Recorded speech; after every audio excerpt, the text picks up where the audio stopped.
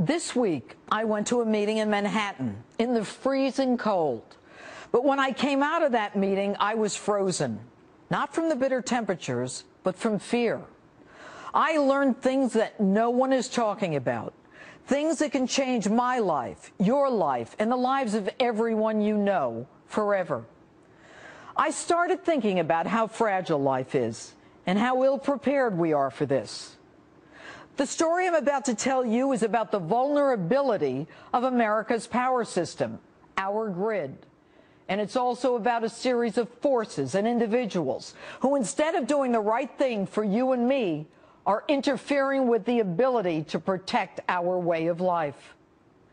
Who of us could ever envision a 9/11 happening?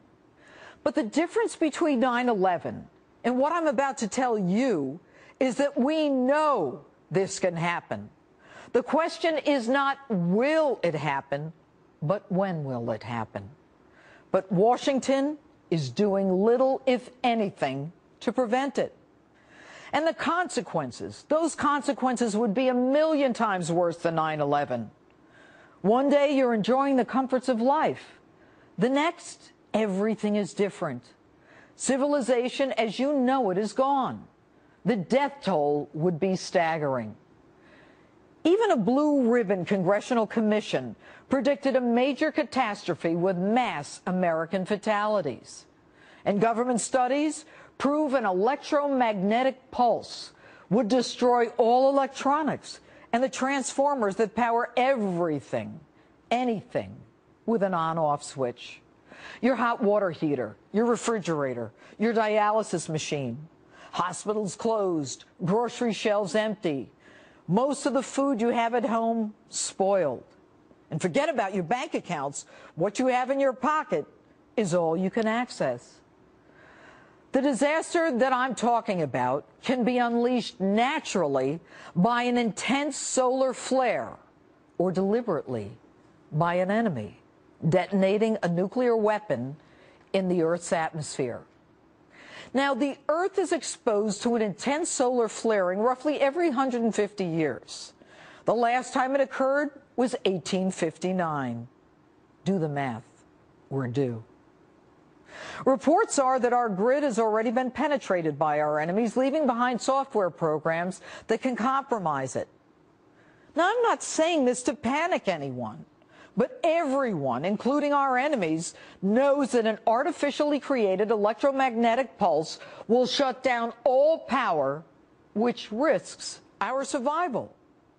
And what's even more frightening is that this can be prevented. But as with most problems, greed, self-interest, and politicians who care more about their next election than the American people, and a total lack of leadership interfere with your safety. Let's start with cyber. Yeah. You've said that a cyber 9/11 is not an if, but a when. What would a cyber 9/11 look like, and how soon could it happen? It could happen imminently. What would it look like? It could take many forms, but let me just give one that may come to mind, which is what happens when the electric grid goes down. We saw that during Sandy, and you see how that impacts everything from the ability to heat homes, to the ability to pump gasoline, to the ability to have lighting at night, everything. So when we look at the nation's critical infrastructure and where it is vulnerable, one of the vulnerabilities is through the cyber and the networked cyber world that we live in. We have been, kind of trying to get this word out. The Secretary of Defense has, I have, the Attorney General has, the Chair of the Joint Chiefs has, saying, look, we shouldn't wait till there is a 9/11 in the cyber world. There are things we can and should be doing right now that, if not prevent, would mitigate the extent of damage. Defense has, I have, the Attorney General has, the Chair of the Joint Chiefs has, saying, look, we shouldn't wait till there is a 9/11. Chuck, right? I'd say, John, give us the power grid. But the bottom line is this. I can give you the takeaway without the technology and the better explanation John would give. The bottom line is when the CME impacts the Earth's magnetic field, we're going to have a reaction. There's going to be currents, electrical currents developed in our magnetosphere and ionosphere. They will manifest themselves right on Earth. We'll have current induced on the ground that's going to find its way off and into big conductors like the power grid, pipelines, railway lines and whatnot. And the bad news is this, folks, and it's the news there you'll see in that bottom yellow box. Perhaps the most vulnerable place in the world is the United States, the northeastern part of the North American continent. We have all the ingredients. We have a very intricate power grid that acts like a big antenna. Obviously, we need that. We have the higher latitudes. The geology is critical, how the current will flow through different types of rock formations. Our position relative to another big conductor, salt water, the ocean, all come into play. In the recent Lloyd's report, Chuck, remember it said that the most vulnerable location in North America was the corridor between Washington, D.C. and New York City. Not what you want to hear. That is the reality, though, and we recognize, even with the moderate storms we get, that indeed it's those locations that do get impacted. The nuclear power plants in New Jersey and Pennsylvania and up in New England get impacted regularly. Manageable. We just hope it is during the big one. Thank you very much. To say this, I think people are the soldiers, the troops. I'm thinking the response is actually the carbon-based unit that's got to show up and actually go on out there and do the recovery and so on and help his or her fellow citizens. And that's where the long pole in the tent is, because I said I wasn't going to. I talked to a battalion commander who just got back from Iraq not long after I did, and we were discussing EMP, and he's a local battalion commander in the state of Pennsylvania, certainly won't mention his name, who said, I'm not even going to go to the armory.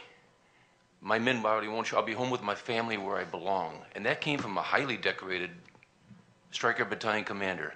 And it really struck me then, this is about a year ago, right around the time of the NDU exercise. And that's the way they're going to think. Unless you give them some hope, give them some training, they think they're going into an overwhelming environment. I don't care if it's the National Guard, Army Reserve, General Purpose Forces, or Suburni. You are going to go into an overwhelming environment, an unknown environment. If you start training, make up scenarios, which should have been done a long time ago, from the DHS and so on, should have been done a long time ago. The 2008 EMP Commission report has been out for 5 years now. What's been done? That's what the troops need, the response forces. All right. To ignore this when we haven't had a huge one for about 150 years, and they come about every 150 years on average, is sort of like being Dutch and saying, sea level rise? What's sea level rise? Why would we want to build dikes? You know, Jim, can I ask you to elaborate? I think it would be helpful both for the audience and for the people watching to elaborate on what specifically happens in an EMP event in terms of in people's lives, what would happen as a direct consequence. Well, the country has 18 critical infrastructures, food, water, etc. 17 of them depend on electricity. So if the electric grid goes, nothing else works. Briefly, yeah, maybe you've got some, you were out of the line of sight, and you've got a few days worth of propane or some way to store energy for a week or two at your home. But quite quickly, you find out that you can't get gasoline for your generator because the pumps at the neighborhood gas station don't work because they're on the electric grid. So food stops being delivered after a few days. Water, depending on how it's plugged in and connected, may shut down immediately. And by the way, all but one military base in the United States is on the grid. The exception is in California. There's one geothermal base that operates pretty much entirely on geothermal. Other than that, the electric grid takes down the military bases. Soldiers and sailors and Marines and airmen are as hungry and thirsty as the rest of us. You're used to saying, well, you know, there's at least this residual capability that can deal with this emergency and that emergency. Not with EMP. Because the transformers from this third type of pulse I described, the transformers are fried, and the whole grid just doesn't work. I think that it's something that of course no one's experienced it very briefly with power outages, but nobody has experienced anything like this in human history. And that's one of the things that makes it so hard for people to deal with. Very few of us like thinking about how to deal with something that is so horrible that it's just uncomfortable to cogitate about it and work on it. But we got to force ourselves to do that, or we leave the grid vulnerable to this type of total and complete breakdown. The 90% casualties, I think, are a perfectly reasonable assessment. Let me mention one other thing that people might not have thought of: anniversaries. Our enemies on the other side of the earth like anniversaries. And when this attack came against Metcalfe on April 16th, that was the day of the Boston Marathon, but the marathon was moved a couple of days for various reasons, but 18th of April, of course, is the distinctive date. That was the beginning of the American Revolution, Lexington and Concord. It's a big holiday in Massachusetts, maybe not much in the rest of the country anymore. But you want to keep an eye on anniversaries, because they like doing things to us on days that are important to us, they think, and ones that are symbolic to them. And you also, I completely agree with Senator Cruz's statement about the ridiculousness of saying Rouhani and the rest of these guys are moderates because they tweet or use Twitter or whatever. Remember when Andropov came to power as the head of the KGB, became head of the Soviet Union, General Secretary? The press was absolutely jammed day after day after day with the fact that he drank scotch and liked to listen to jazz, and that meant he was a moderate. The head of the KGB ordered the Pope's assassination, on and moderate, because of the jazz and the scotch. Vulnerable are we, and what steps are being taken to protect America's power grids?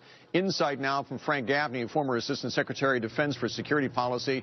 And we welcome you to. Shouldn't authorities have said something earlier on about terrorism? Why was that kept a secret for so long, Frank? We've been treating as a dirty little secret something that unfortunately our enemies know all too well, Bill, and that is that the electric grid that is the backbone of America's 21st century society is exceedingly vulnerable at the one end of the spectrum to this kind of very basic, fairly primitive attack.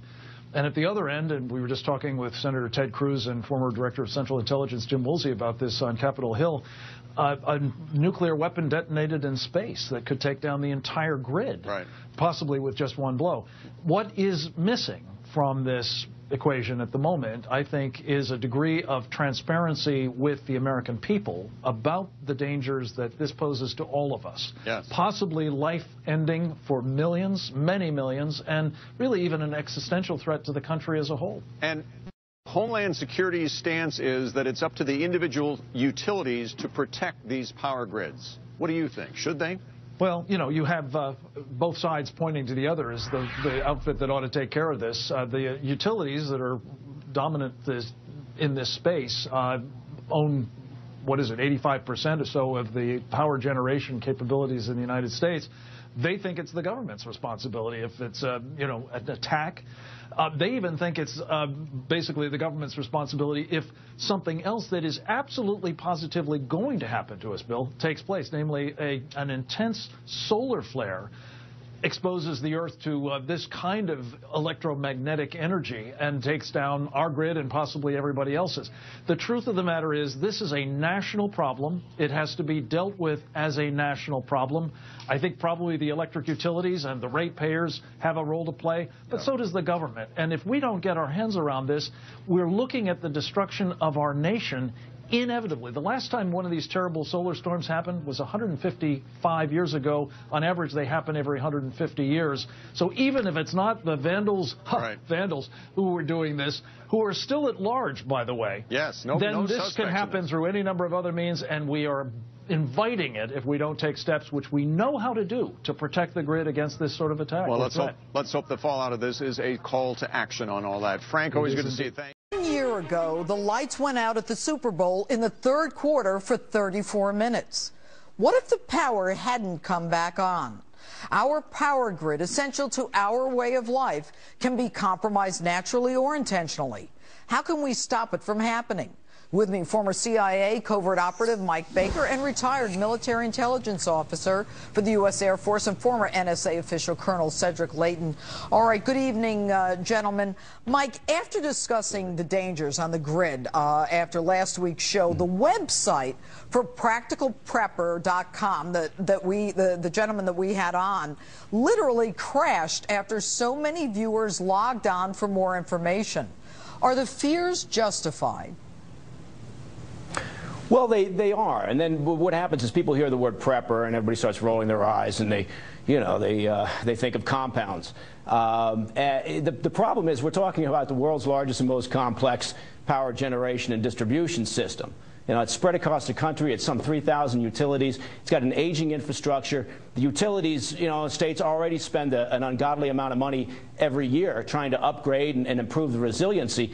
But by some estimates, you need to spend twice as much per year to make this thing happen. You got to worry about, as you said, natural disasters. You've got to worry about, cybersecurity issues. You've got to worry about physical terrorism on these things. And frankly, we're becoming pretty squishy. I mean, people go off the rails nowadays if their favorite flavoring at the coffee shop's not available. And so you can imagine, you put the power down for 3 weeks, and you can pretty much put love thy neighbor out the window. All right, Colonel Layton, let me go to you. Mike mentioned something about cyber threats. We've got this power grid, and we've got some people refer to it as balkanized, but we've got a zillion local power companies that are in charge of their own area, and then we have this organization that's over it called NERC as well as FERC. But what is the government doing to make sure that those local electric companies comply with the requirements and the advancements in technology to prevent us from a cyber attack? Well, Judge, basically what they're doing is they're holding hearings and taking a look at the way they're implementing their regulations. They have crafted some regulations. They did a lot of work up through 2012, but none of this stuff has been promulgated in a way that actually makes sense and in a way that actually can be used by the utilities in a coherent fashion from A through Z, that you can be assured that they will then protect their consumers. So what we have here is basically a haphazard approach, a balkanized utility system, like you said, but also regulatory regime that has not kept pace with the cyber threats and any of the other threats that are out there. But Cedric, look, you are in intelligence, and Michael, you as well, and you're in the military, both of you. I mean, how could the United States government allow this to happen? How could they not require those local companies to comply, as opposed to having a hearing after a hearing, when people can literally hack into our grid?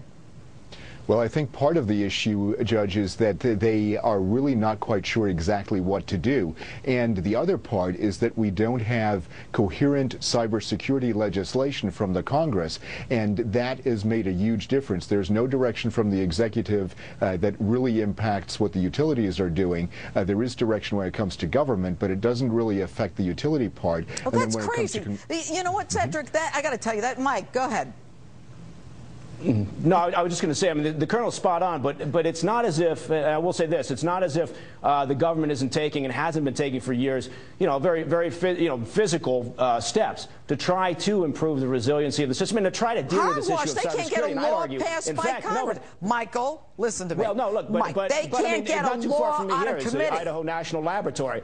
And not too far from where I am is the Idaho National Laboratory. They're doing fantastic work in trying to deal with the control and data systems, which are an integral part and a real key part of this in terms of both whether it's cybersecurity or just the problems that we face from natural disaster. Frankly, our biggest issues come from weather and natural disaster concerns. And then I'd argue that we're actually looking at more potential damage in the short and medium term from physical terrorism as opposed to the cybersecurity issue.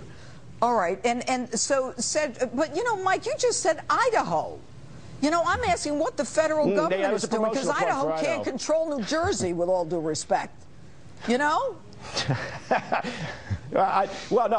Again, my point being is that, yes, the colonel's right in the sense that we're talking about regulation. We're talking about a very slow process because the systems are in the hands of the states for the most part. Well, not the states, the power companies. Last question to you, Colonel. The military is on the same power grid as the rest of us. That's not too smart, is it? No, it's not. From an operational standpoint, if you're going to be targeting something, if you're going to be an adversary that's going to go after us, you are going to find our vulnerabilities. And as Mike knows as well, what we're going to do from a targeting perspective is go after those weakest areas. When you go after the weakest areas, you pick things like the power grid to actually find the vulnerabilities and to lay us low. And that's exactly what they're going to try to do. They're going to try to create a situation where we are without power for a long time over large stretches of the country. Colonel, real fast, because I have another guest that we're coming up on. Are we ready for this, Colonel? No, we're not, Judge. Not at all. All right, Mike, are we ready? Yes or no? No. No, there's a long ways to go before we're ready. All right. Fighting tirelessly to inform the American people of the very genuine danger of an electromagnetic pulse attack. This could be one of the most catastrophic events we've ever seen, and in some ways would be even worse than a nuclear weapon in a single city, because it could literally paralyze the whole country. It's a scientific fact. Virtually every physicist who's looked at it agrees it is a real danger. And we've learned recently that that danger is compounded because the sun routinely produces waves that, if they hit us at the right time and the right strength, can basically create the equivalent of an electromagnetic pulse attack. And it's pretty clear that that particular wave, if it hit today, with the amount of smartphones and computers and electronics in our car, etc., would be a disastrous event that would cause an enormous amount of damage and put us in a very difficult situation. Solar flare that could have caused a catastrophic electromagnetic pulse, or EMP, barely missed Earth about 2 weeks ago, according to a former member of the Congressional EMP Threat Commission. Peter Vincent Fry, who served on that commission from 2001 to 2008, said that the event, called a coronal mass ejection, could have inflicted damage comparable to the 1859 Carrington flare, which was so severe that it caused telegraph lines in Europe and North America to melt. We are only one act of madness away from a social cataclysm, unlike anything our country has ever known. EMP is one of a small number of threats that could hold at risk the continued existence of U.S. civil society. I want to think of that as a hurricane in space. Just one violent active region on the sun can cause essentially continent-wide, perhaps even planetary scale impacts to our critical infrastructure. The likelihood of a severe geomagnetic event capable of crippling our electric grid is 100%.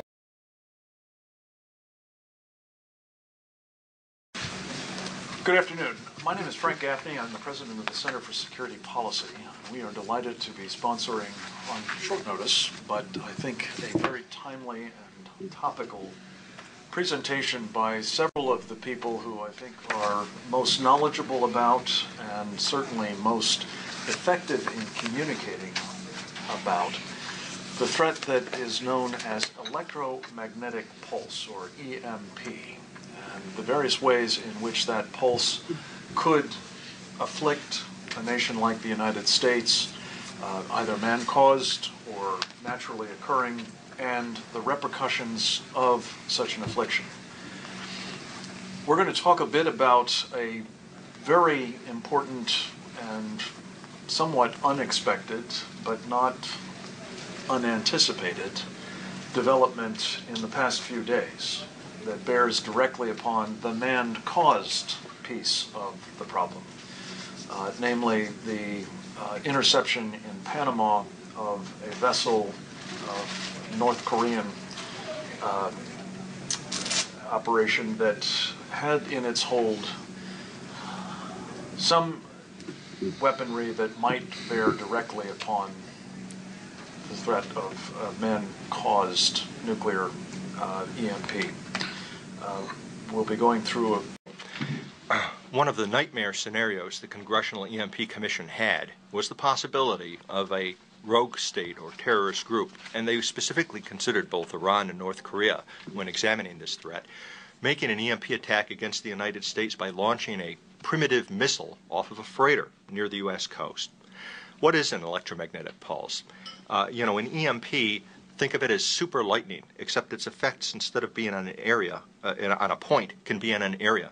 When you detonate a nuclear weapon at high altitude, at 30 kilometers or more, it generates a super energetic radio wave that will destroy electronics potentially across a continental-sized area if the altitude is high enough.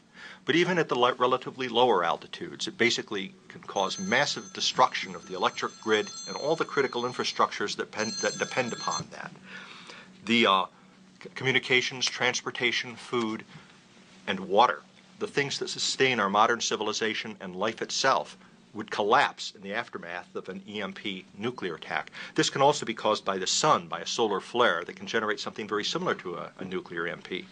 Now, why are we here today? Because of our particular concerns about the North Korean freighter that was intercepted in Panama, the Chongchon-gang.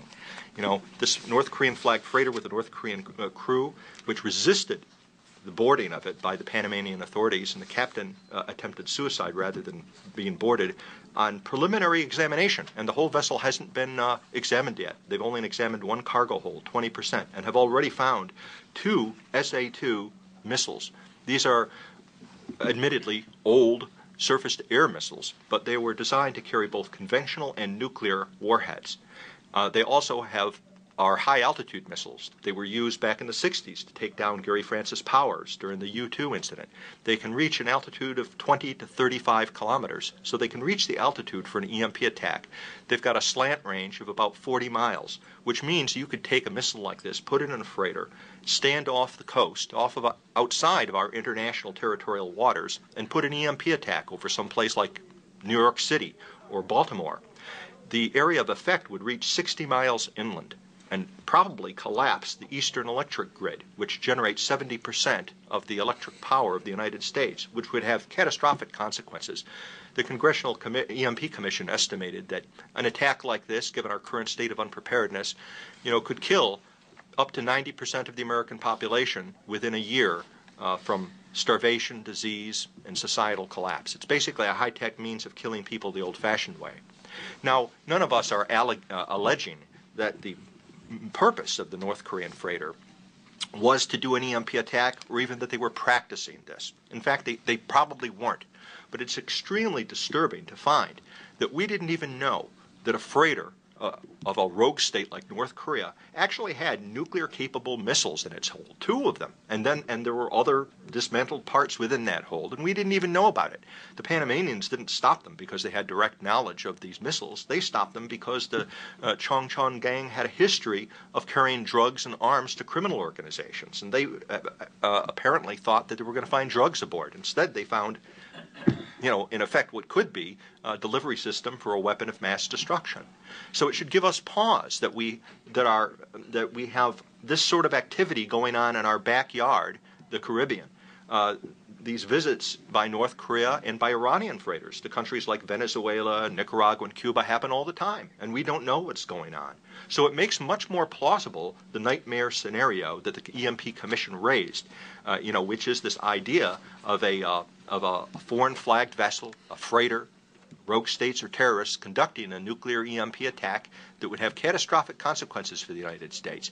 I mean, everything was there except the nuclear weapons on the missile. Another thing I want to point out is, I'm amazed at how little reported this incident has been in the press. In fact, I only learned about it myself this morning. But on April 16th, an armed gang attacked a farm of transformers in San Jose, California with AK-47s and tried to take them out. They damaged 5 of the transformers. This made the local press, didn't make much of the national news, didn't make any as far as I can tell. And initially the local sheriff reported it as a sabotage attempt against these transformers. Subsequently the reporting has toned it down that it was vandalism with AK-47s. None of the transformers were destroyed, but 5 of them were damaged, and this alone was sufficient to cause them to put people to call for reduced electrical use in the San Jose area because of the damaged transformers. Now, if you put this together with what's been happening to our country, massive cyber attacks against our computer systems. Now you've got an armed gang, of some sort that made this attempt against these transformers, a physical sabotage attempt, and now a freighter carrying nuclear-capable missiles off of our coasts. One of the things the Commission found that's very important and that hasn't been widely understood by people, but people like R. James Woolsey in congressional testimony have been trying to educate policymakers to this fact, is that cyber warfare in the doctrines of countries like Russia, China, North Korea, and Iran is not just about computer viruses. Their doctrine includes physical attacks like sabotage attempts against transformers and critical parts, and all the way up to nuclear EMP attack. That is considered part of cyber warfare doctrine by these guys. I would like to see the press, instead of maybe cooperating with an administration that seems to think the war on terrorism is over, to ask, what is there some larger significance to all of these seemingly unconnected events? These massive cyber attacks, this recent attempt at sabotage, the discovery of this freighter with these missiles. Is it possible that dry runs are being made for a larger operation, for an all-out cyber offensive that would include all of these elements? Computer viruses, sabotage against freighters, finally, an EMP nuclear attack? We see these things happening all around us, and yet nobody's asking Jay Carney, what does the president think about the significance of these missiles in this freighter or this attempt on these transformers in California? A recent Lloyd's of London study, not looking at nuclear EMP attack, just looking at geographic storms, estimated that if only 10 to 20 transformers were destroyed in the Baltimore-Washington area, 10 to 20 transformers, it would put 40 to 80 million Americans in blackout, possibly for 2 years. For 2 years, just from the loss of 10 to 20 transformers. These guys with AK-47s tried to attack 10 transformers. I think we've got some questions here for Janet Napolitano and others in the Department of Homeland Security about what are they going to do to protect the transformers. I've probably taken up more of my time. I'll leave others to talk about what to do about it. It's a very important groundwork, Bill Peter. Thank you very much. Thank you, Frank. Talk a little bit more about the specific threat that Peter has described and that the EMP Commission considered sufficiently serious to recommend be addressed as a matter of utmost importance to the nation. From the South, we're very pleased to have with us Dr. Hank Cooper. Ambassador Cooper, among many other distinguished roles in our country's government, served as the director of the Strategic Defense Initiative under President George Herbert Walker Bush. He knows a lot about both missile threats and the state of our capabilities to both discern them and to correct them or counter them. He is, as they say, a rocket scientist. I'm very pleased to have him with us, Professor. Thanks, Frank. I want to add just a point or two to what Peter said. Lloyd's of London also, in reports I saw, indicated that this particular vessel earlier this year had made stops in Russia and in China. And in my mind, the whole incident points to what I refer to as a cacophony of proliferation. And while we focus on North Korea and Iran are colleagues cooperating on nuclear testing and on ballistic missiles, and they both launch satellites, have launched in the past year, satellites over the South Pole, which, if they were carrying a nuclear weapon, were at just about the right altitude to be detonated over the center of the United States and potentially knock out the entire electric grid. So in the case of North Korea, perhaps our historic approach to things might deter them. Some might argue that. But in the case of Iran, we know they're ideologically committed to not only the destruction of Israel, the little Satan, but also the United States, the great Satan.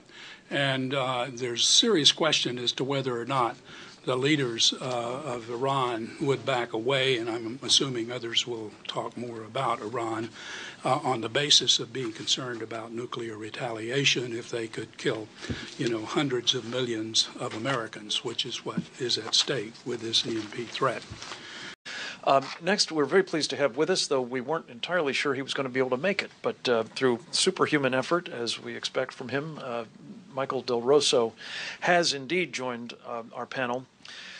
Michael is a man with a deep knowledge of technology and information technology in particular, having worked with Fortune 500 companies in the past in both developing their capabilities and understanding threats to their technology and information technology. Among other distinctions, Michael Del Rosso worked with Peter Pry on the EMP Threat Commission, and he served formerly as the chairman of the very important committee on critical infrastructure protection of the Institute of Electrical and Electronics Engineers in the USA. He is a fellow, I'm delighted to say, senior fellow of the Center for Security Policy and also the Claremont Institute. And we've asked Michael to just flesh out, in addition to these various man-induced electromagnetic pulse threats, a naturally occurring phenomenon and what it might in turn mean for our critical infrastructure and our society. Michael, welcome. Thank you. There's a phenomenon of a coronal mass ejection where large amounts of plasma, or the corona of the sun, are ejected. And if they hit the Earth's geomagnetic field, they produce a significant electromagnetic pulse. And the first time this was observed on a large scale was in 1859 in a storm known as the Carrington event, which a NASA report described as those who witnessed this flare, that it electrified transmission cables of telegraph lines, set fires in telegraph offices, and produced northern lights so bright that people could read newspapers in the middle of the night by the red and green glows of the aurora borealis, which moved down toward the equator. For days, you could send transmissions on telegraph lines without the batteries connected. And they had to be removed, otherwise they would catch fire. If an event like that happened today, it would probably bring down the entire grid. In fact, just last July, there was a coronal mass ejection of a similar stature to the Carrington event that missed the Earth by just 1 week. It passed right through our orbit a week after the planet went through it, and if it had actually hit us, we'd have a much different conversation here right now. There's been no less than 5... Or no conversation here right now. This would be dead. There's been no less than 5 blue ribbon commissions of the U.S. government that have looked at this and deem it to be a credible event.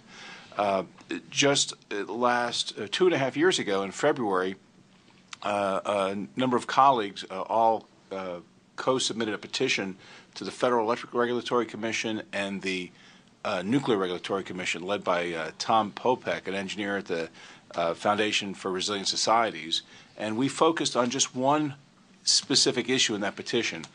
We said, hey, there is a 1990 NERC memo that says if there was ever a prolonged power outage from a geomagnetic storm, that the backup power that keeps the spent fuel at nuclear reactors from overheating might not have the resiliency to maintain those cooling effects, and you would end up seeing the spent fuel, which is not in containment, burst into flames and generating a great radiation disaster. Well, a few weeks later, tragically, that's exactly what happened in Japan. A earthquake took down the primary grid, and a tsunami took down the backup power. And the significant radiation leaks you saw and the explosion that took the roof off the Fukushima power plant, which was just back in the news, that was not the power generating reactors, which suffered damage but were in significant containment vessels of multiple feet of concrete and steel. That was the uncontained spent fuel. Once the circulation cooling water ceased, it boiled off. The zirconium encrusting of the uranium hexafluoride fuel bursts into flames. It's an exothermic reaction. It's like a thermite bomb. You can't extinguish it. And you have appreciable radiation leaks that I've seen estimates that the cost of it is north of $250 billion. Now, meanwhile, the resiliency of adding resiliency to those power backup generators for tsunami is really an insignificant amount. And in fact, there's monuments throughout Japan on hillsides that are centuries old that warn, don't build houses lower than this. So with a little prudence, someone might have said, perhaps we should make these a bit more resilient. Likewise, if there was ever an appreciable outage, which a geomagnetic storm would produce, you'd have a very critical situation at the 60 or so sites where the spent fuel from the 104 operational nuclear reactors are currently stored without containment in the United States. The cost estimates, there was a National Academy of Science study, and it was looking at the effects of a geomagnetic storm that was 1/10 of a Carrington event, which the last time one occurred was 154 years ago. And by the way, they think the period of occurrence of this is anywhere from 150 to up to 300 or 500 years. So we're actually in the window where the best science available says you run a probability of about 1% a year of having a similar event. Well, they looked at a 1921 geomagnetic storm for which we have more data that at the time took down all the electric switching systems of the Penn Central Railroad, amongst other things. And they felt that in their estimates that you would have an expense of up to $2 trillion in the first year alone to remediate the damage and that would be caused by this, and you'd have prolonged outages from 4 to 10 years, and you'd have many millions of people, tens of millions of people without power. And needless to say, you cannot have tens or hundreds of millions of people without power for an extended period of time without expecting millions of deaths. In fact, when Dr. Graham testified, he was the commissioner of the chairman of the EMP Commission, and in fact was President Ronald Reagan's science advisor. If a nuclear EMP laydown occurs and takes the grid and the associated electronics down, in the first 12 to 18 months from privation, the lack of all the infrastructure that is electronic and electrical in nature, you'd have hundreds of millions of deaths in the United States. Because you wouldn't be able to sustain the population. So, in the short run, just a threat from a geomagnetic storm, which can occur tomorrow, which it's not based on any human intent. It's just a fact of nature, and as I said, no less than 5 official government studies say it's a probable event. And in fact, the recent Lloyd's of London study, independent, said that it's almost inevitable, and that the outages would be substantial, take years to repair.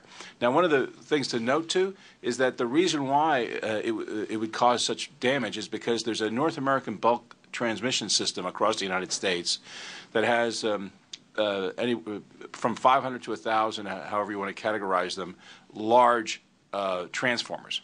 The United States manufactures less than 20% of the transformers that they need to support the ongoing maintenance and sustainment of this bulk transmission grid. So over 80% come from foreign sources.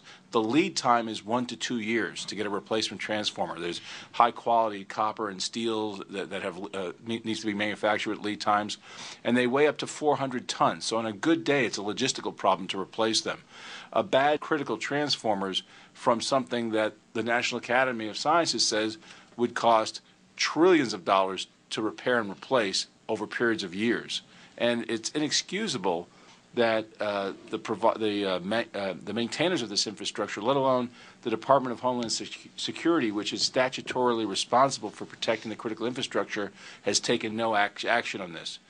We recently had a stimulus package of $865 billion with a B that included such efforts as building tunnels under highways for turtles, but for a mere fraction of a percent, that money could have been allocated if the people whose job it was, the people who actually draw a paycheck and are responsible for keeping us safe, did something about it. And these people, as the public is aware, have been giving all of these reports from these 5 Blue Ribbon Commissions. They've been given specific recommendations from the EMP Commission that the Department of Homeland Security has, and they've not acted on a single one of them. And so right now there's legislation that Representative Trent Franks introduced about a month ago, H.R. 2417, the SHIELD Act, that would start the process of actually having empowering the FERC to take a look at the national grid and to take the steps necessary to secure it. And it's inexcusable for a nation with the wealth and the economy that we have that the insignificant funds necessary to protect what has been deemed inevitable are not being expended to keep the population safe. Michael, thank you very much. You've given us the perfect segue to our next speaker, Peter Husey. Turning now to news here in the United States. Secretary of Homeland Security Janet Napolitano has announced today that she will be stepping down from her position. I'm just going to give you a brief overview of where the effort stands in 2012 to protect the nation from a nuclear natural electromagnetic pulse catastrophe. You know, we're meeting here today on December 7th, 2012, when the solar maximum has commenced. Every 11 years, the thermonuclear cauldron that is the sun enters a phase of heightened activity, hurling into space coronal mass ejections and solar flares that could cause a geomagnetic superstorm on Earth with catastrophic consequences for the inhabitants of our planet. Most scientists estimate that a superstorm like the 1859 Carrington event occurs about once every century. If so, we are now 53 years overdue for another Carrington that would collapse electric grids and the critical infrastructures that sustain modern civilization and the lives of billions worldwide. Our luck may hold through the solar maximum, which shall last a year through 2013. No Carrington event or lesser natural EMP catastrophe may visit us just yet. But our survival will be due to luck, not to prudence or wise policy. We are living on borrowed time.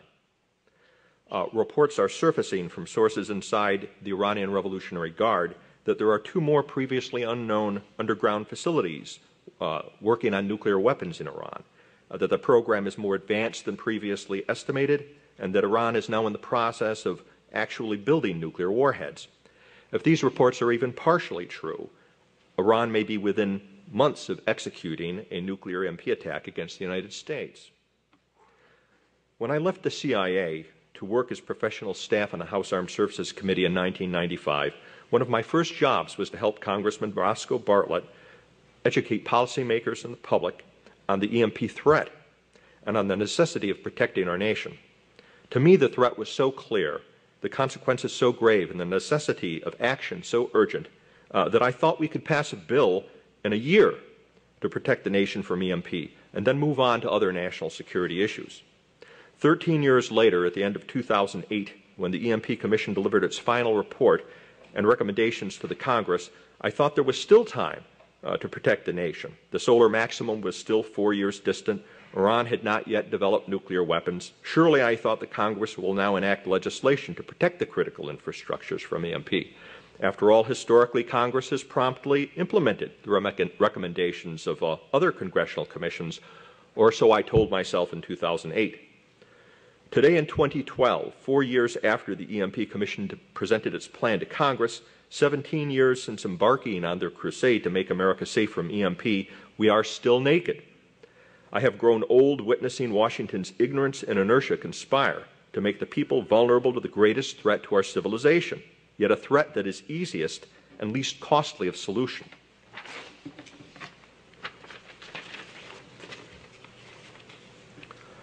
As of December 2012, the national electric grid and other critical infrastructures are still unprotected from EMP. Not a single recommendation of the Congressional EMP Commission to physically harden the critical infrastructures has been implemented. Yet there is still hope. There may be time to act decisively to protect the critical infrastructures before nature or man hurls the EMP hammer. Given good planning, adequate resources, and the will to move quickly, much could be accomplished even in 1 year. For example, the 300 most important EHV transformers servicing our most populous cities and the nuclear power reactors might be protected on an accelerated basis. And the year 2012 has seen some amazing progress toward national EMP preparedness, even if it is as yet only paper progress. President Obama's Presidential Decision Directive 8 has, for the first time, led to the recognition in the Strategic National Risk Assessment, developed by the direction of the White House, of natural EMP from a geomagnetic superstorm as one of the greatest threats for which the nation must prepare.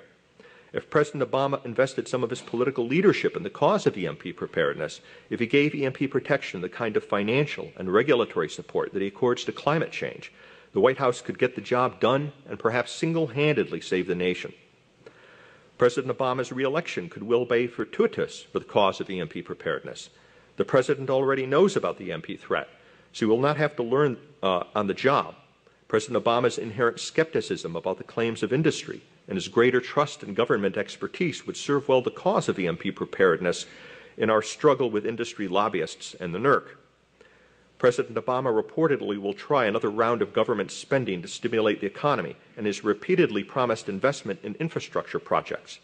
Any money spent on protecting critical infrastructures from EMP would be money well spent. As a second-term president, Obama can and probably will act boldly and to the very limits of his authority to achieve his objectives. Such a president is needed to rescue the American people from the looming EMP catastrophe. Congress in 2012 launched numerous initiatives designed to greatly advance civil-military preparedness for EMP. At minimum, these raise consciousness and greater conscientiousness in the departments and agencies of the U.S. government. The Department of Defense in 2012 continued to harden military systems against EMP.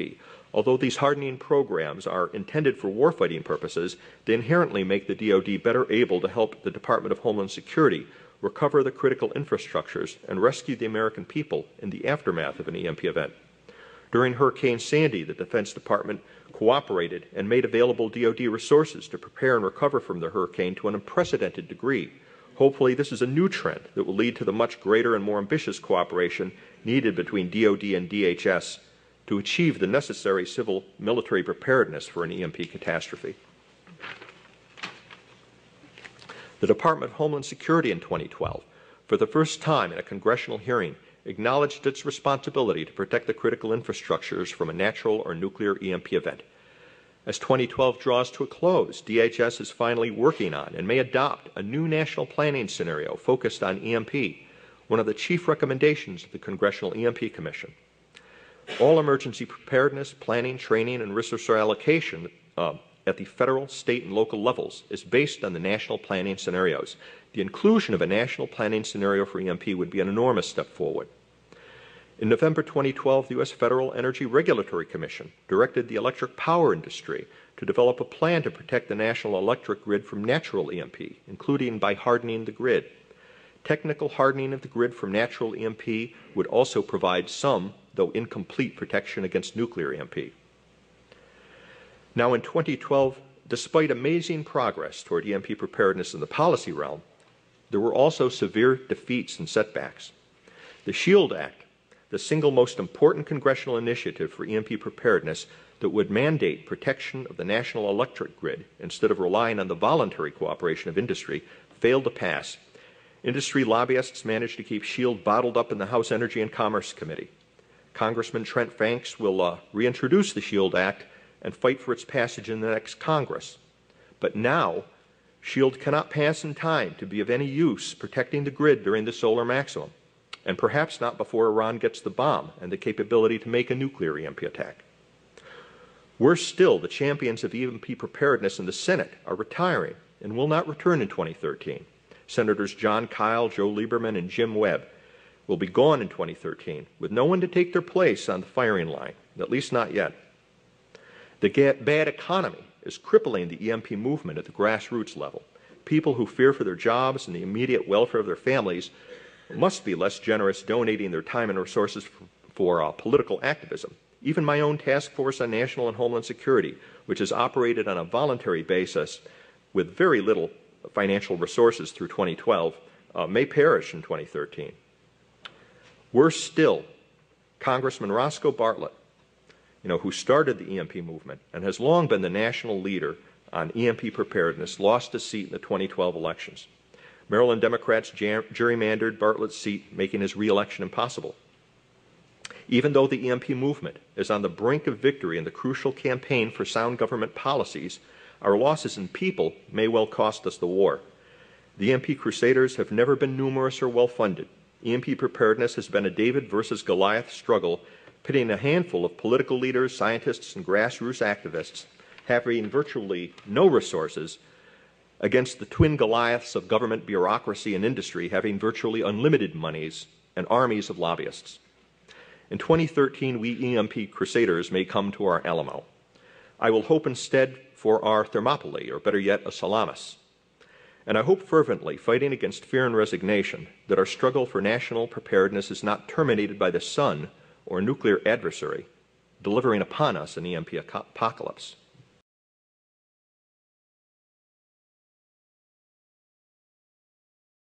And just briefly, I'm going to introduce them.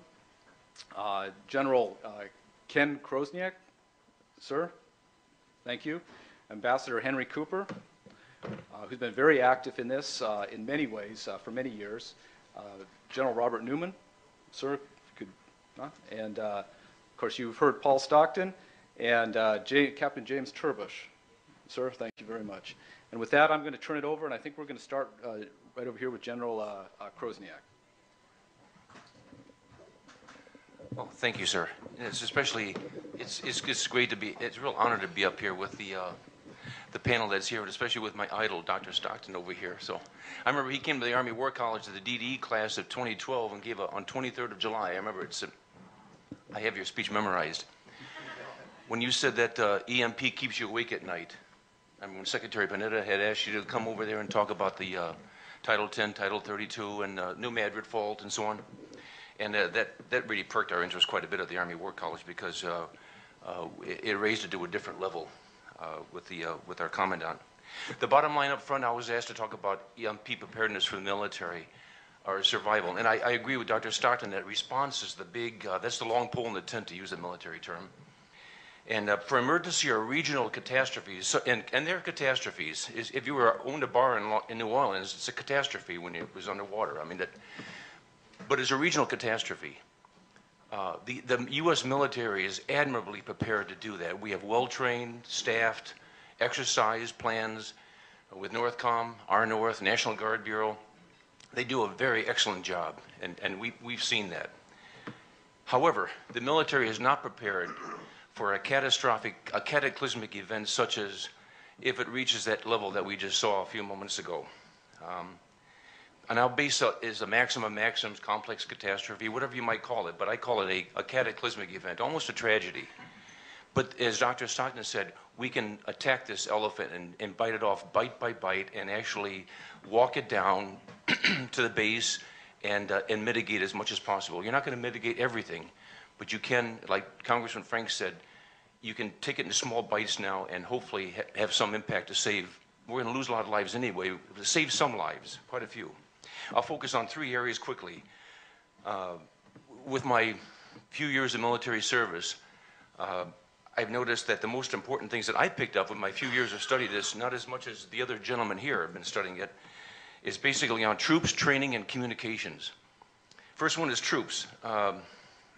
You need people. You need people identified, you need them trained, and so on, and we do not have military personnel right now, probably within NORTHCOM, within our North, and so on. We have wonderful CBRNE forces, chemical, biological, radiological, nuclear enhanced forces out there that are very good at what they do. The state adjutants generals, General Newman had the home response forces and so on, and they're excellently trained if they can get out the front gate. But there aren't that many of them. What you're eventually going to need when, as Dr. Stockton said one time, when the state governors call FEMA and say, send us all you've got, and the state, and then after a while they send them everything they've got, And then the FEMA director, Craig Fugate, contacts the president. The president calls the SecDef and said, send me everything you've got. Eventually, we're going to need general purpose forces. General purpose forces will not be trained to go into this no-notice pickup game. Some of you have been on some football and baseball teams when you were younger. You just had a little pickup game, but you have to have what I call training now. You have to be able to at least acclimate and make these forces aware of what kind of environment they're going to be going into. Now, the Soberni forces are trained for this, and some of the the home response forces are trained, but you're going to have untrained military forces going into multiple regions, not just one region, maybe all 10 regions, maybe 4 or 5 regions. But what do you do in the military? You always plan worst case situation. So all 10 FEMA regions are involved. Let's just say it's a cascading effect like the National Geographic Blackout.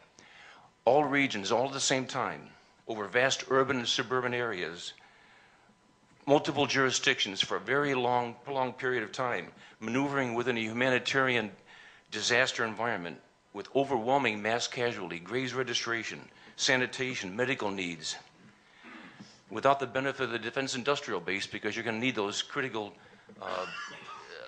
just-in-time logistics providers and so on to be able to bring products and so on into the defense industrial base to be able to resupply the military, resulting very little situational awareness, which is essential for the GPS for those forces, because your position, navigation, and timing, a lot of the radios are synced to the GPS, synchronization and so on. Loss of air traffic control. I can go on, but you see this all within a radiologically and hazmat contaminated environment. And being a first responder myself, with a fire company and rescue and vice president of the ambulance company in Carlisle, small town, we still run 8,500 calls here, even in that small town. But you're going to be overwhelmed. And you have to be able to sync, as a military commander, you have to be able to sync that in with FEMA.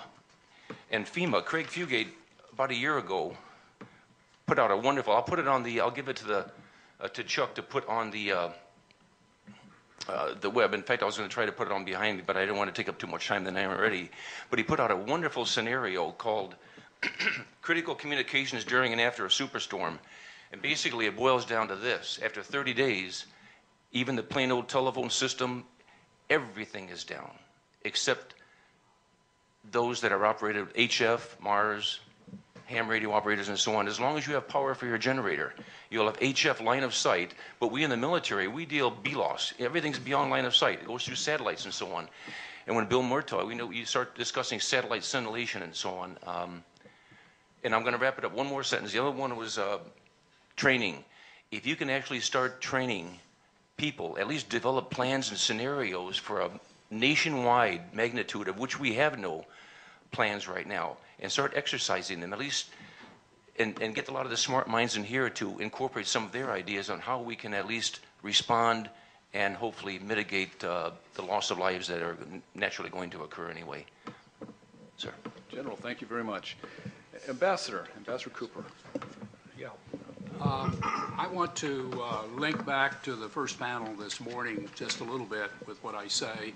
I want to address 2 issues. One is I'll call it the threat from short-range missiles off our coast, including from the south, as well as the satellite launch that was mentioned by Jim Woolsey. The good news, as far as I'm concerned, is the Senate, if they get around to passing eventually the Defense Authorization Act, which is under consideration now and is supposed to be passed in the next couple of weeks, it will demand that the Secretary, or instruct the Secretary of Defense, to come back with a program recommendation for how to improve the East Coast defense, including against threats from the South. And it's my belief that the Department of Defense below the Secretary is prepared to deal with this question. So many of the issues of concern I believe DOD may address over the next year or so. It's appalling to me that they've let it go this far without dealing with the short-range threats, since we've known about it for well over a decade. And there are options. There will be a lot of talk you'll hear about needing a new site for missile defense along the East Coast. extending all the way to Ohio is one of the places being considered. I'll let you think about why that is. And I would just want to make an observation that the Aegis ships that we have deployed, and last year a day at random would have found 4 to 6 operating or in port along our east coast, have the inherent capability of shooting down ICBMs that come at us over the North Pole. We demonstrated that by shooting down a satellite in 2008, I believe it was. So all that is needed is a radar up in Maine to make this happen. If you move the one that exists, and I forget what Army base it is, to Maine, it would cost like $20 million. If you bought a new one, it would cost like $300 million. A lot of money, but chump change in the broader scheme of things, and certainly far less than building a new site. And we could overnight have defenses for those of us who live along the East Coast from threats from the north. Our ships can also defend against short-range missiles if they're nearby, and that is the case when they're in ports as well. So it's a matter of training in that case, and the Navy can certainly provide that capability if, in fact, they're called upon to do it. The problem, a key problem, is that none of our ships operate in the Gulf of Mexico, so we're wide open to threats from the south, whether they come from vessels off the coast there or from Venezuela, which has ties, as you may know, to Iran and other places. And that the other thing that was mentioned was a satellite threat.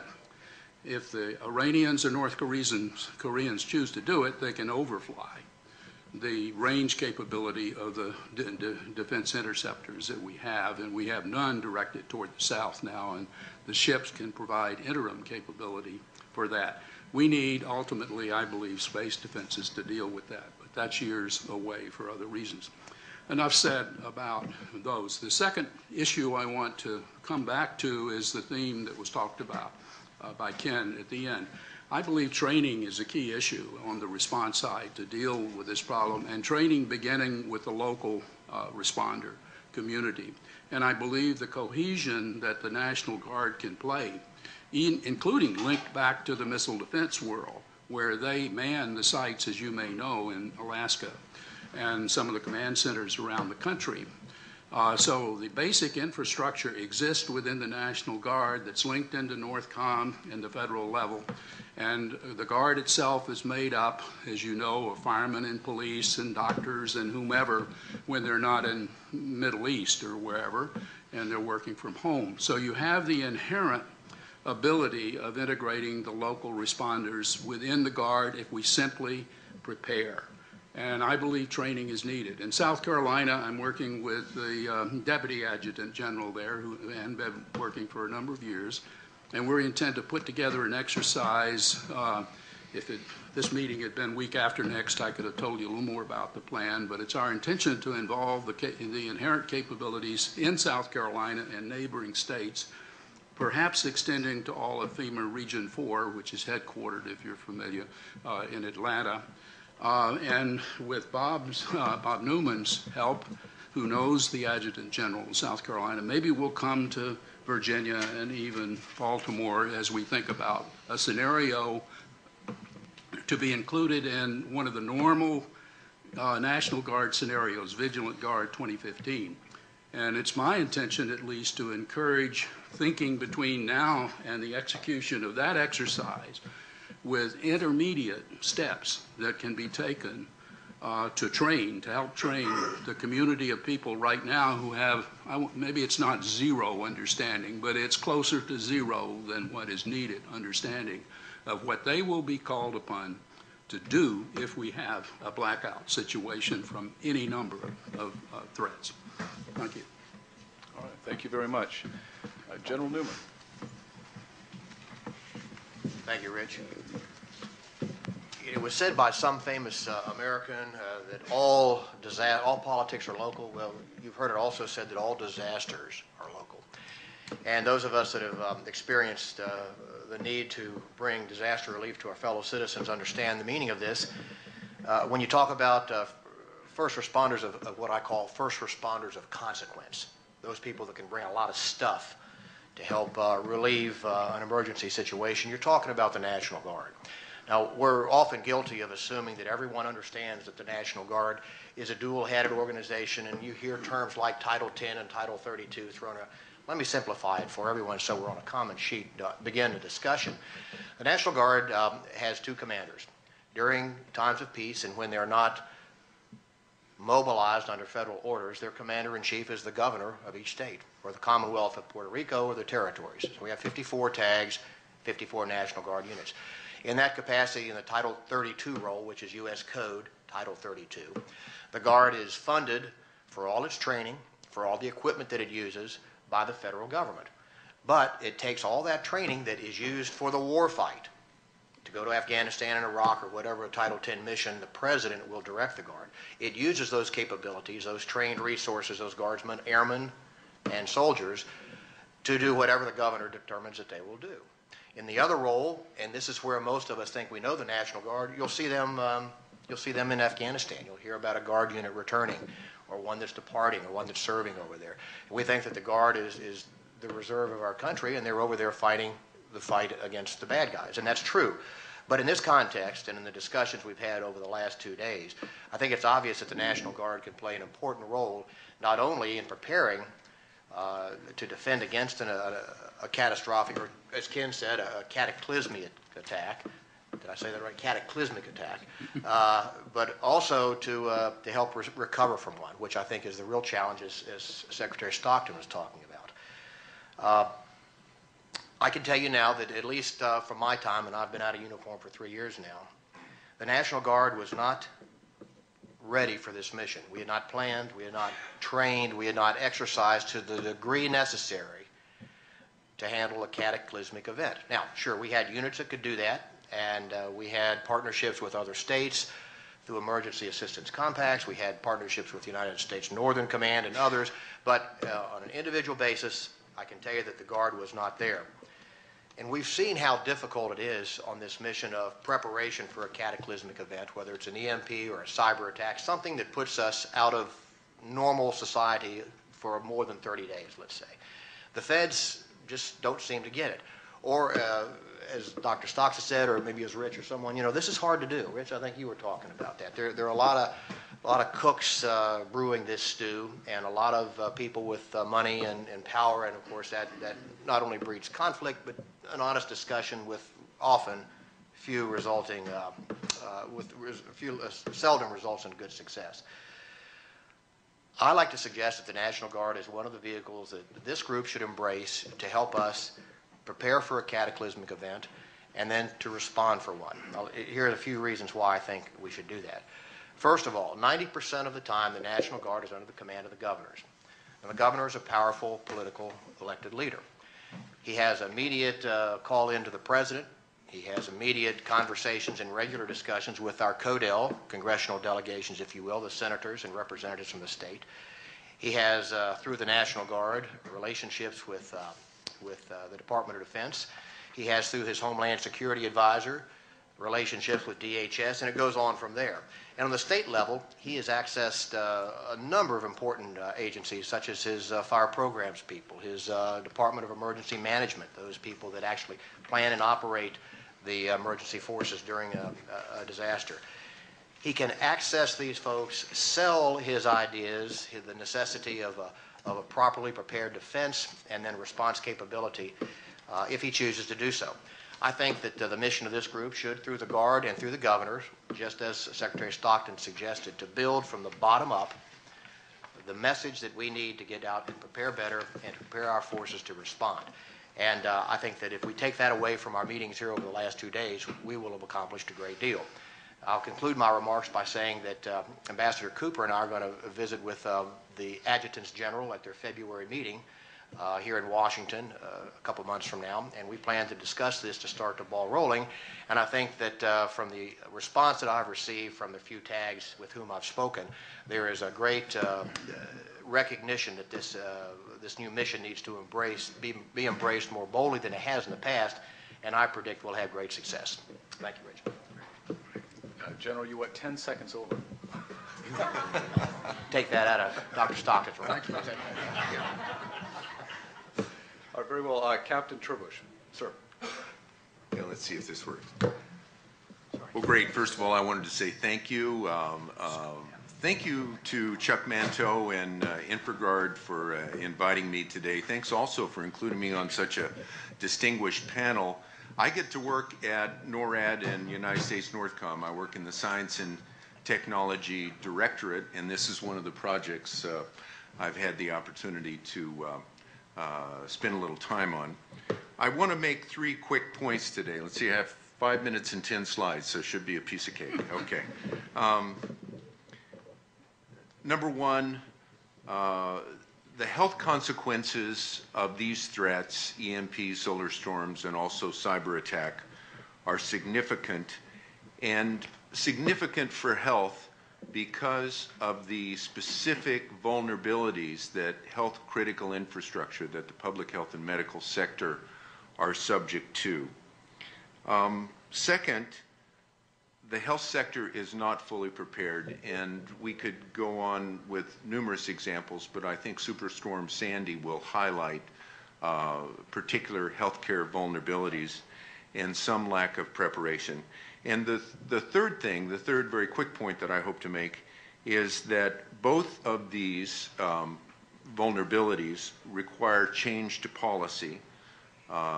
So non-material and material solutions. So changes to infrastructure, hardware, if you will, alone are not going to do it. So how did we get started? Well, in conjunction with the Johns Hopkins School of Public Health and also the University of Pittsburgh Center for Health Security, we wrote a couple of papers on this subject. And I will go ahead and make reference to this book by William Fortune. 1 second after, I describe it as a terrible book, but in the context of a terrifying, terrible book. And so it had, and I'm a public health doctor by training, so it had 3 public health scenarios through my reading. The first one, of course, was the effects on people who are in hospital or in long-term care facilities or rely specifically on life-saving medication.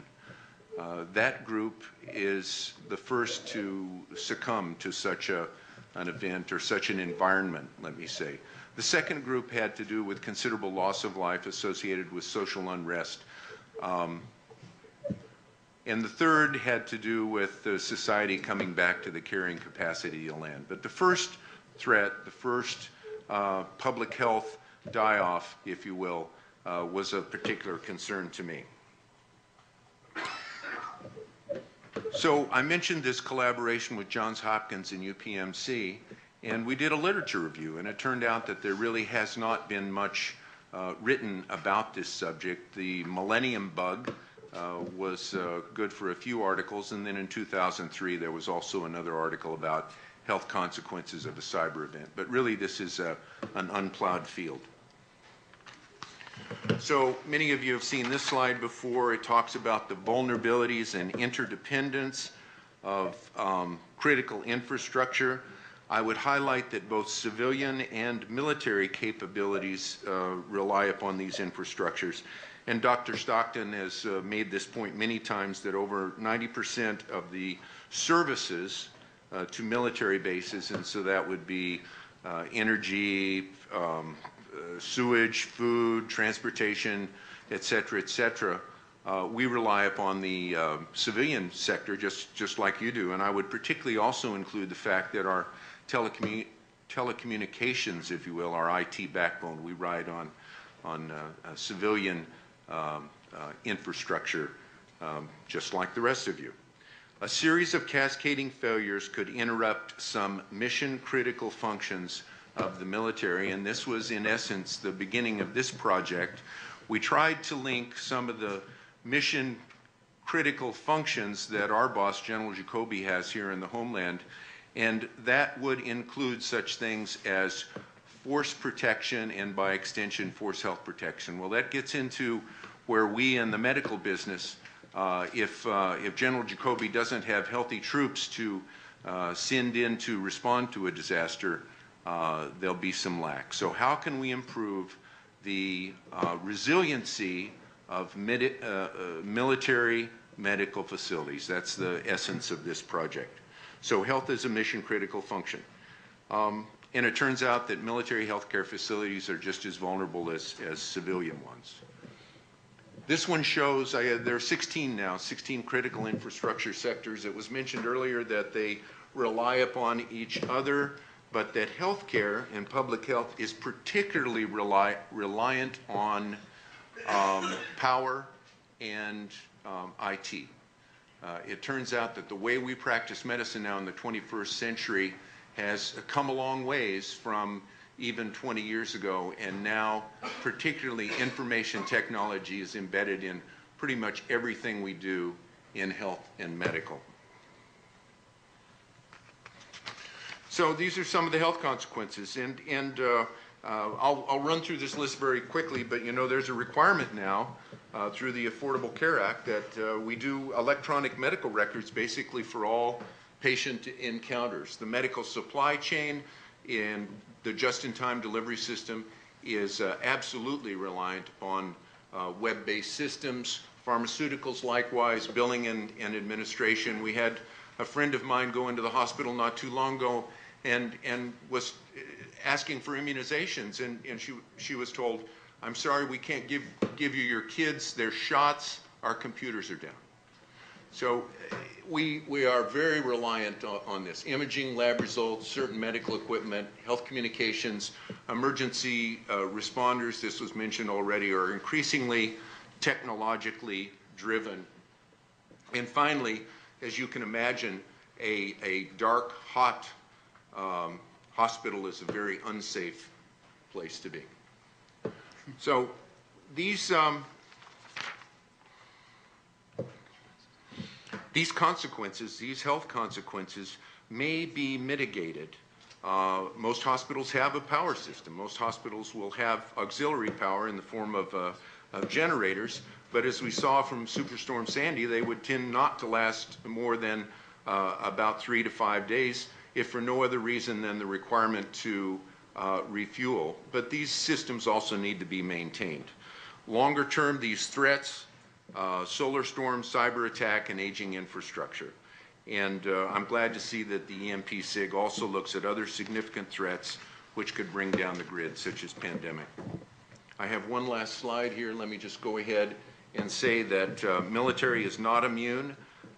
We have some hardening, if you will, but definitely need collaboration, cooperation, communication with the private sector, and transitioning of some of these mitigating projects that we have started in the military to help make bases more energy resilient are the way to go. So I'll leave it with public-private partnerships as the key message. Thank you. Thank you very much. It's very difficult to have this many distinguished speakers talk about an issue of this level of importance in the time allotted. But you know, the good thing is that now you have an opportunity to ask some questions. So I would like to open this up. Sure. When you do the questions, I'll need to steal one of the mics when you're ready. Maybe his, and maybe the panel with theirs, and you can borrow theirs. Okay. You can use one of them. Oh, so yeah, if you have questions, please raise your hand, and we'll keep it brief so we get as many questions in as we can. Yes, as many as we can. And if you could say who the question is addressed to. Yes, sir. I'm Alan Roth, and it's addressed to whoever dares to answer this question. But we talk so much of a disaster occurring based on, let's say, cyber attack, EMP, and other things. But I haven't heard much about multiple faceted attacks. If China has infiltrated our infrastructure through the internet the way I've heard they have, and they're just waiting for the right time, wouldn't that right time be when we're having a heat wave or a deep freeze or a major nor'easter coming up the coast or other really bad things going on at the same time? How much planning, how much thought goes into your work that includes this factor of having multiple things happening at the same time?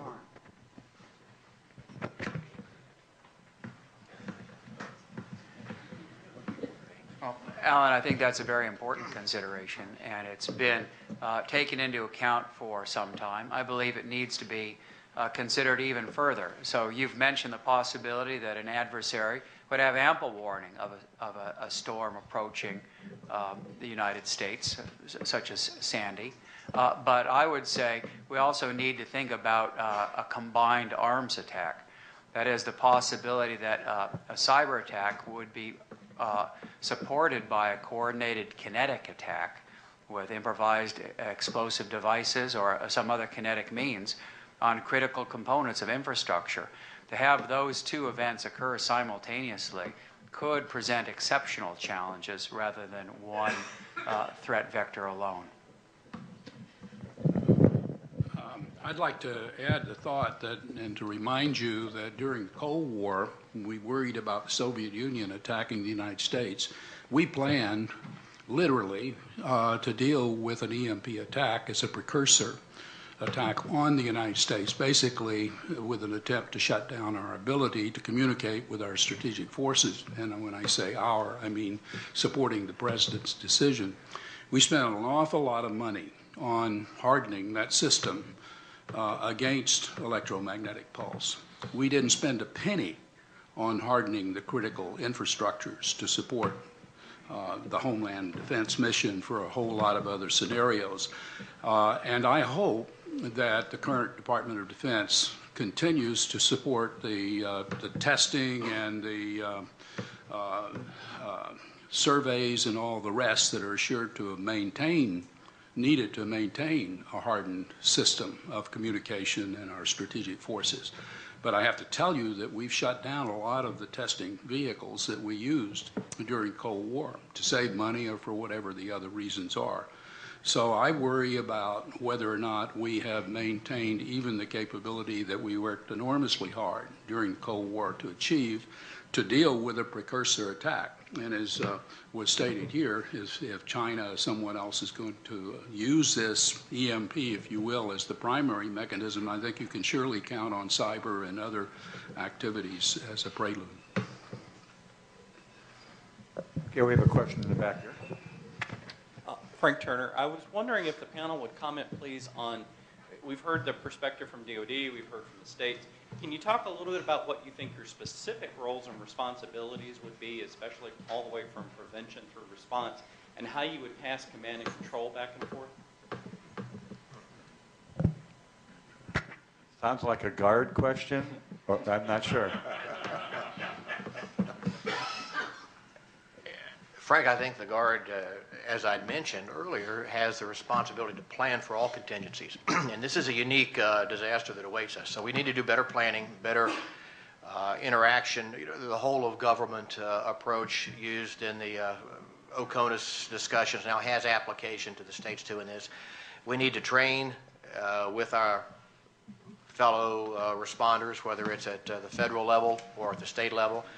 And then we need to exercise to make sure that we can press to test and the circuits are connected. I think the key here is this is not business as usual. The events we're discussing here over the last couple of days are events that are going to task perhaps not a state but the entire region, maybe even the entire country. If we're not prepared for this in significant training exercises, we're sure not going to be prepared to take it on when it actually happens. So I think we need to have a different paradigm when we discuss these types of emergencies and develop training exercises to ensure that we have the capabilities to do that. Thank you, sir. And that's very true because the military does really great at planning for the last war, and you stay within your own comfort level, like a good staff officer will. But this is really thinking out of the box right now. So this will open a whole new brain shift. I'll be nice. A whole new paradigm shift of planning. So this is going to be unique, especially but it's got to come from the top down. Or, like I always say as a combat engineer, best way to take a bridge, this is not a bridge too far, I think. Best way to take a bridge, according to Robert Redford, was to take both ends at the same time.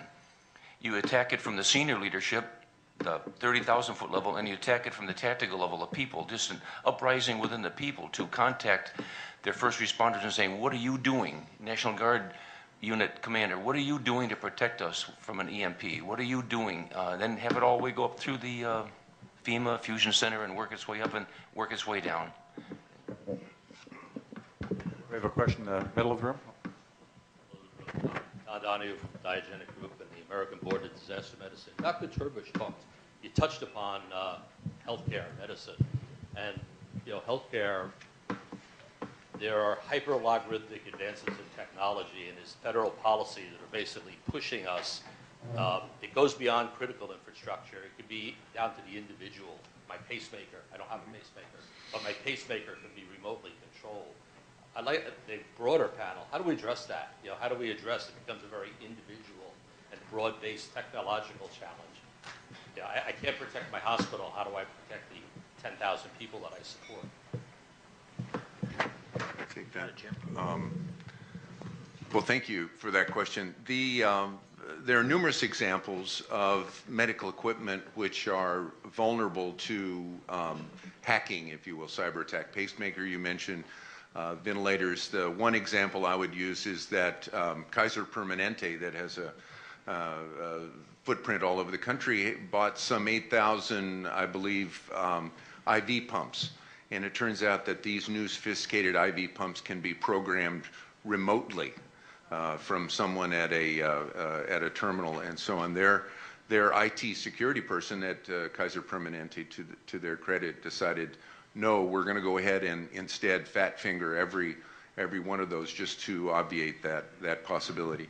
This comes under the area of cybercrime, and those are issues, but they tend to be one-at-a-time issues, or could be one-at-a-time issues. The more significant thing is that medical equipment pretty much across the board has a computer chip in it. And if there was something that, such as an EMP or extreme solar weather, that could affect a majority of those devices.